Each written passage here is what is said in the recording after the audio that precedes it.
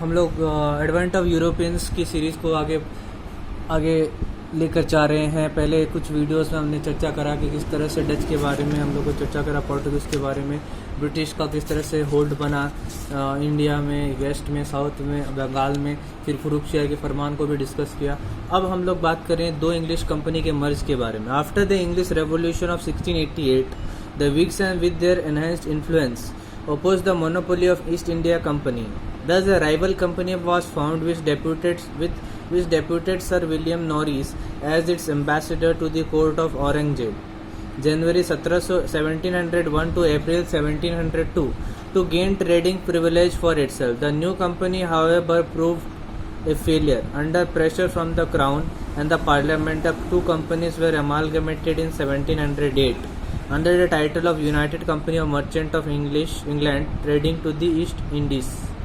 This was the East India Company from 1708 to 1873, which was to establish British political power in India. यानी English revolution के बाद 1688 में English revolution हुआ था।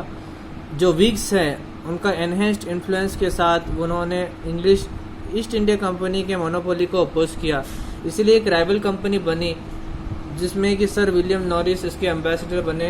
औरंगजेब के कोर्ट में गए 1701 से 1702 में ट्रेडिंग प्रिविलेज लेने के लिए खुद के लिए, लेकिन नई कंपनी जो है वो अपने आप को प्रूव नहीं कर पाई। इसकी वजह से क्राउन और पार्लियामेंट के प्रेशर में दोनों कंपनी का अमालगमेट किया गया 1708 में United company of merchant of English trading के नाम पर ईस्ट इंडीसेस में United company of merchant of English trading के नाम से। इसके बाद ईस्ट इंडिया कंपनी जो है 1708 से 1873 तक जो कि इस्टेब्लिश करी ब्रिटिश पॉलिटिकल पावर को इंडिया में। तो फ्रेंच की बात करें तो formal foundation of French centre in India. Although the French harboured a wish to engage in the commerce of East since the opening years of 16th century, their appearance on the Indian coast were late. Indeed, the French were the last European to come to India with the purpose of trade. During the reign of Louis XIV, the king's famous minister Colbert laid the foundation of the Compagnie des Indes Orientales, French East India Company, in 1664, in which the king also took a deep interest. The Compagnie des Indes Orientales were granted a 50-year monopoly on French trade in Indian and Pacific Ocean. The French king also granted the company a concession in perpetuity for island of Madagascar as well as any other territory it could conquer. The company spent a lot of its money and resources in trying to revive the colonies in Madagascar, but without any success. Then in 1667, Francois Caron headed an expedition into India, setting up a factory in Surat. Markara, a Persian who accompanied Caron, founded another French factory in Masulipatanam in 1669 after obtaining a patent from Sultan of Golconda. In 1673, the French obtained permission from Shasta Khan, the Mughal Subadar of Bengal, to establish a town situated Chandernagore near Calcutta. तो all तो French harbour किया, एक wish harbour किया कि वो engage होगा east के commerce में एंगेज होगा।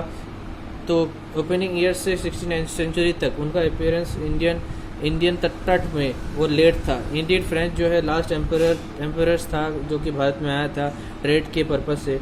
लुइस 14 के शासनकाल में किंग जो फेमस मिनिस्टर कॉलबर्ट ने फाउंडेशन रखी फ्रेंच ईस्ट इंडिया कंपनी की 1664 में, जिसमें कि किंग जो है वो डीप इंटरेस्ट दिखाया। जो फ्रेंच ईस्ट इंडिया कंपनी को ग्रांट किया 50 साल का मोनोपोली फ्रेंच ट्रेड में इंडिया और पैसिफिक ओशन में।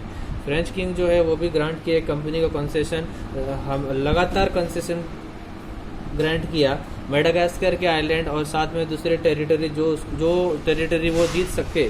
कंपनी ने बहुत सारा पैसा और रिसोर्स बर्बाद किया डाला इसमें रिवाइव करने के लिए मेडागास्कर की कॉलोनी के ऊपर, लेकिन वो सक्सेस नहीं मिली उसको। 1667 में फ्रेंकोइस कैरोन ने इंडिया पर एक्सपीडिशन को हेड किया और सूरत में फैक्ट्री बिठाई। मरकरा जो कि पर्शियन था उसने कैरोन का साथी बना जिसने, और दूसरे फ्रेंच फैक्ट्री को फाउंड किया मसूलीपट्टनम में 1669 में। पेटेंट लेने के बाद सुल्तान गोलकुंडा के सुल्तान से इन 1673 में फ्रेंच ने परमिशन लिया शेष्टा खान से मुगल सूबेदार जो बंगाल का था इस्टेब्लिश करने के लिए चंदेर नागौर में एक फैक्ट्री जो कि कलकत्ता के सामने। पौंडीचेरी जो नर्व सेंटर है फ्रेंच का, जो पावर इंडिया में जो फ्रेंच पावर का नर्व सेंटर है पौंडीचेरी। 1673 में शेर खान लोधी जो गवर्नर था वकील कोंडापुरम का, जो बीजापुर सुल्तान के अंडर में आता था, उसने ग्रांट किया फ्रांकोइस मार्टिन को डायरेक्टर मछलीपट्टनम फैक्ट्री का एक साइट सेटलमेंट के लिए पौंडीचेरी को फाउंड किया गया 1674 में।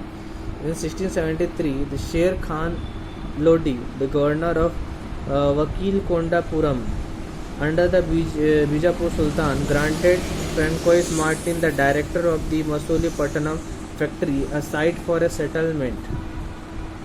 Pondicherry was founded in 1674. In the same year, Francois Martin replaced Caron as the French governor. The French company established its factory in other parts of India also, particularly in coastal region. Mahe, Karaikal, Balasore, Kasim Bazar were a few important trading centers of the French East India Company. After taking charge of Pondicherry in 1674, the Francois Martin developed it as a place of importance. It was indeed the stronghold of the French in India. 1673 में शेर खान लोधी जो governor था वाली कोंडापुरम का, जो बीजापुर सुल्तान के under में आता था, ग्रांट किया फ्रांसिस मार्टिन को। शेर खान लोधी ने फ्रांसिस मार्टिन को ग्रांट किया डायरेक्टर मसूलीपट्टनम फैक्ट्री का डायरेक्टर और एक साइट सेटलमेंट के लिए ग्रांट किया। पौंडीचेरी को 1674 में फाउंड किया गया। उसी साल में फ्रांकोइस मार्टिन ने रिप्लेस किया कारोन को फ्रेंच गवर्नर के तौर पर। फ्रेंच कंपनी इस्टेब्लिश करी अपनी फैक्ट्री दूसरे पार्ट्स में भारत में, जैसे पर्टिकुलरली कोस्टल रीजन में, माहे में, कराईकल में, बलासोर में, कासिम बाजार में, जो फ्यू इंपॉर्टेंट ट्रेडिंग सेंटर है फ्रेंच ईस्ट इंडिया कंपनी के। पौंडीचेरी का चार्ज लेने के बाद 1674 में फ्रांकोइस मार्टिन डेवलप किया इसको एक इम्पोर्टेंस बहुत ही ज़्यादा ज़रूरी प्लेस के तौर पे। ये बहुत ही सच्चाई है, ये स्ट्रॉन्ग होल्ड था भारत में, फ्रेंच का भारत में। Early setback to French East India company, reorganisation of French company, Anglo French struggle, ये सारा कुछ कार्नेटिक वास नेक्स्ट वीडियो में ही डिस्कस करेंगे। तो अभी इस वीडियो के लिए इतना ही काफ़ी। Thank you so much.